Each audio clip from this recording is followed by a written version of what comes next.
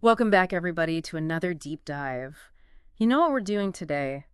We're diving into a really dark part of Richmond, Virginia's history, Yeah, the 2006 Spree Murders. Um, I've been looking over the research that you sent over, and there is a lot to cover here. absolutely. This case really seems like it left a mark on the city, and it's a complicated story. It really is. So thankfully, we have an expert here to guide us through everything. Yeah, I'm happy to be here. And, I think this is a case that really shows how violence can escalate Yeah. and the really devastating consequences that come with that. Yeah, and it seems like from everything that I've read, this wasn't just a random set of events. Yeah. Like there's this trail of violence that started even before the horrible things happened in Richmond. Exactly. So to really get what happened in Richmond, we need to understand what a spree killing is. Okay. And that is multiple murders at different locations over a short period of time. Right. Almost no cooling off period between the killings. Mhm. And in this case, it seems like it started with the murder of Treva Gray in Pennsylvania. Treva Gray? I don't remember seeing that name in any of the articles about Richmond. That's because her murder, even though it's connected to one of the people who did it, Ricky Javon Gray, wasn't looked at as part of the spree at first. Okay. She was actually Ricky's wife, and she was found beaten and left in a shallow grave. Oh, wow.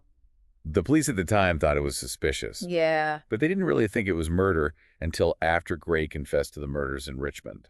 So this was all going on kind of under the radar, even Yeah. before everything in Richmond. And if I remember correctly, Gray's nephew, Ray Dandridge, Yeah, was living with them around this time. that connection is really important because just days before the Richmond spree, there was a terrible attack in Arlington, Virginia, on a man named Ryan Carey. Okay. He was beaten and stabbed, and he was in a coma for 2 weeks. Oh my gosh. The attack was so bad that he lost the use of his right arm permanently. That's awful. It is.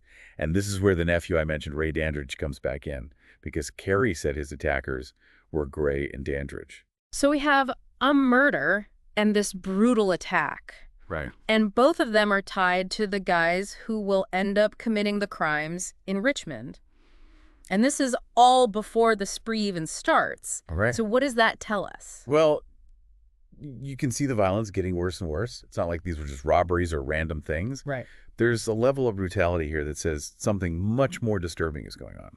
And then comes New Year's Day, 2006, and that's when everything changes in Richmond with the discovery of the Harvey family in their home. Yes. The bodies of Catherine Bryan Stella and Ruby Harvey were found in their house while it was burning. Right. The family had been tied up, beaten with a claw hammer, and their throats were cut. It was a scene that really shook Richmond. This family was so well loved in the community. Absolutely. Brian was a musician and Catherine was a co-owner of that toy store World of Mirth. Right. Their deaths were a huge blow to the city. It wasn't just a crime. It felt like an attack on the whole city. Right. And the murders were so brutal, it was more than what you usually see in a robbery. It makes you wonder if there was something else driving them to do this. Yeah. Something more than just stealing stuff. What do we know about how the Harvey murders happened? It seems like it was planned out almost too well. From what I've read, Gray and Dandridge got into the Harvey house and tied up the parents, Brian and Catherine. Okay. Then they started going through the house looking for things to take. So it does sound like at first they just wanted to rob them. But Yeah. how did things get so violent? Well, as they were searching the house, the Harveys' 9-year-old daughter, Stella, came home from a friend's. Oh, no. Imagine how scared she must have been walking in on that. I can't even imagine. Gray actually untied Catherine for a minute so she could go upstairs and get Stella. Oh, wow. There's even this creepy moment where the mother of Stella's friend talked to Catherine at the door Uh-huh. and said she looked pale and scared. But she had no idea what was happening inside. That's scary. Catherine then brought Stella down to the basement where Brian was tied up. Hmm. And then Gray tied both parents up again. Hmm. And that's when things got really bad. Okay, how so? After they were done searching the house, Gray cut the throats of all 4 members of the family, Oh, my God. including 4-year-old Ruby. Then he beat each of them with a claw hammer. That's just awful. It is. And then, as if that wasn't enough, they tried to cover it all up by setting a fire. Wow. They knocked over an easel, poured wine on it, and set it on fire, hoping to burn up the evidence. And wasn't it a friend of Brian's who saw the fire and called 911? Yes, the drummer for Brian's band, House of Freaks. But sadly, the spree didn't stop there. Just a few days later, another couple in Chesterfield County became a target. This is the home invasion where they pretended to be lost and asked for directions, right? Exactly. Yeah. They got inside by taking advantage of the couple's kindness, and just like in the Harvey case, they stole things, a computer, a TV, and about $800 in cash. After what happened to the Harveys, it's terrifying to think what could have happened. I know. Were they violent with this couple? It's not clear if the woman who was with them was involved in the violence, but the two men were ready to use force. The couple tried to talk them out of it, even mentioning the wife's disability and how the husband needed to take care of her. Thankfully, they weren't tied up that it was definitely a threat. It's like they were deciding who lives and who dies. But how did the investigators finally figure out that Gray and Dandridge were involved? It was a really important tip from someone in Chesterfield that led investigators to think Gray and Dandridge might be the ones. The tipster was worried about her daughter's friend, Ashley Baskerville. Wait, Ashley Baskerville, isn't she? Yes, Ashley Baskerville is the same young woman who was later found dead with her parents.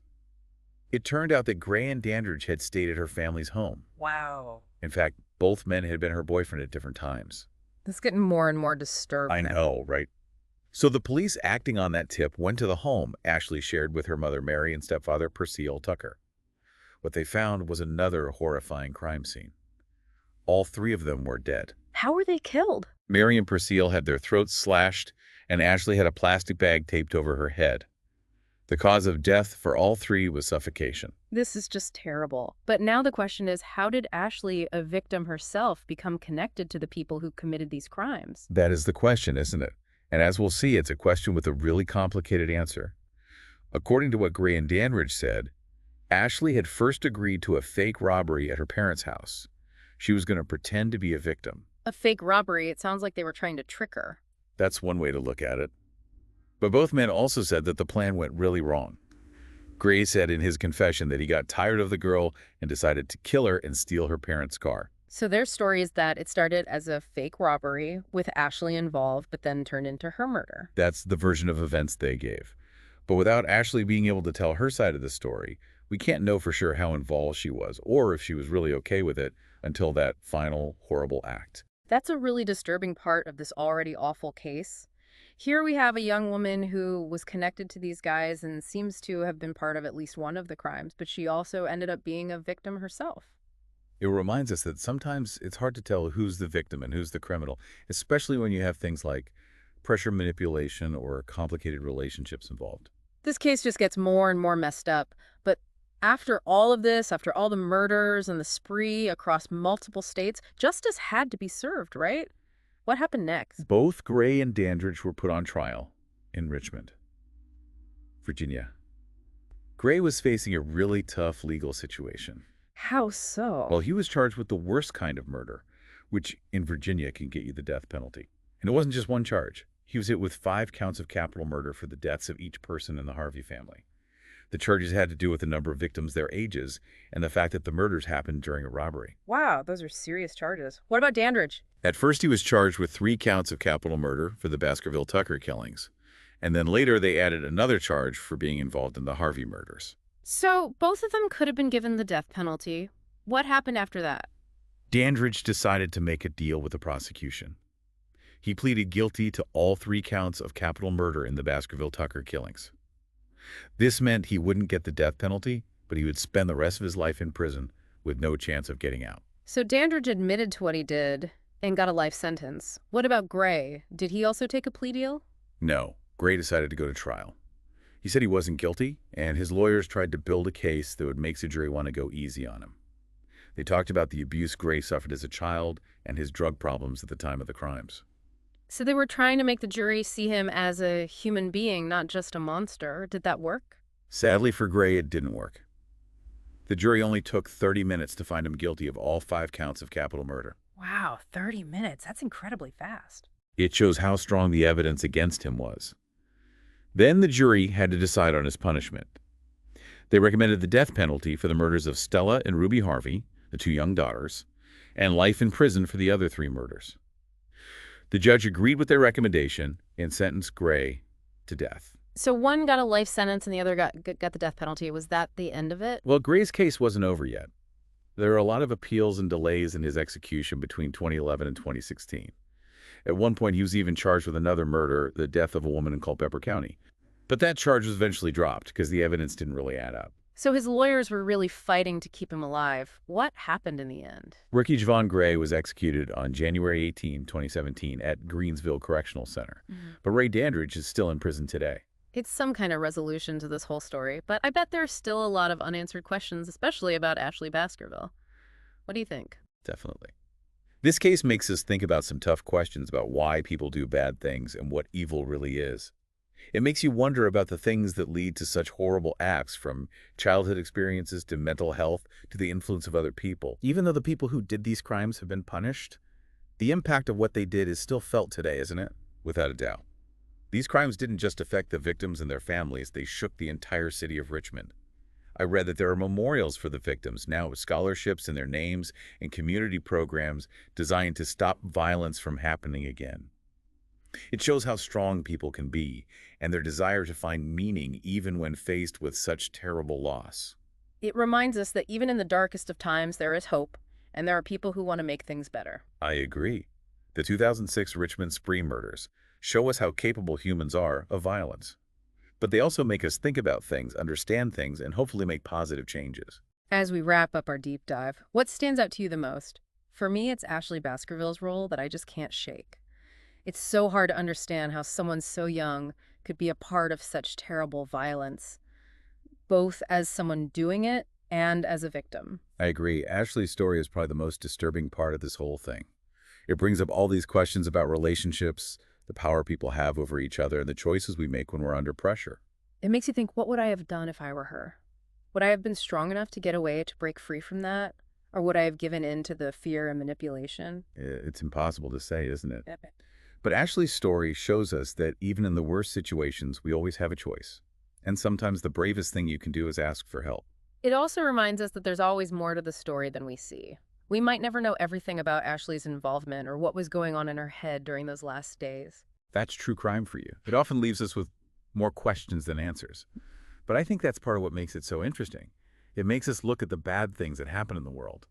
Think about tough moral questions and try to make sense of things that seem to make no sense. We've talked about a lot today, the violence, the trials, the impact on Richmond. It's been heavy, but I think it's important to remember that even in the darkest times, there's still hope. Definitely. The memorials for the victims, the scholarships, the programs trying to stop violence, these all show how strong people can be and how much they want to heal and move on. And hopefully by learning about this case and the mistakes that were made, we can work to stop something like this from happening again. I think that's what we should aim for, to use what we know to create a safer and kinder world. Thanks for joining us on this deep dive into the 2006 Richmond Spree Murders. This case will probably stay with us for a while, making us think, talk, and hopefully work towards understanding and stopping violence. It's been great going through this with you. And to our listeners, we encourage you to keep looking into the information you have, keep asking questions, and never stop searching for answers, because the only way to deal with darkness is to shine a light on it.